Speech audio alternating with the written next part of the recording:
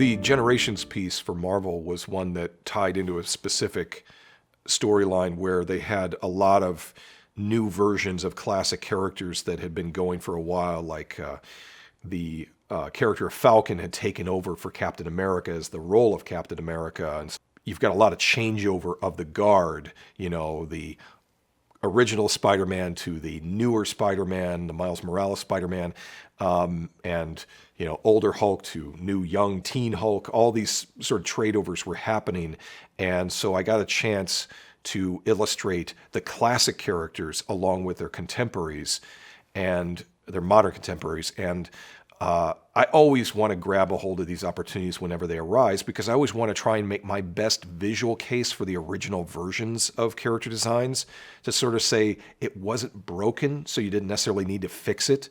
And especially insofar as it relates to the comic books all the time, but in some cases with how they interpret the stuff for the movies, because often they'll reimagine everything to the point where it starts to lose connection sometimes to what it originally was.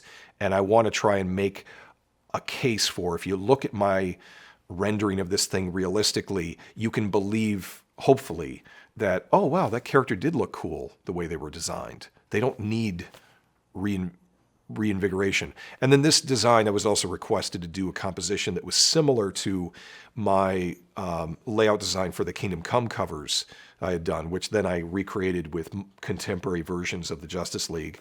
And those are some of my most well-known compositions, but I didn't want to just do a retread of Marvel heroes lining up the same way as if Marvel and DC are exactly the same companies intellectually. So the poses of them sort of falling downward was meant to break that up, so it wouldn't necessarily be seen as exactly the same composition.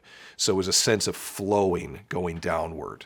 Even as a lot of the poses are interactive with the viewer, there is still this kinetic motion going in one direction, and that would make it a breakaway from the DC work.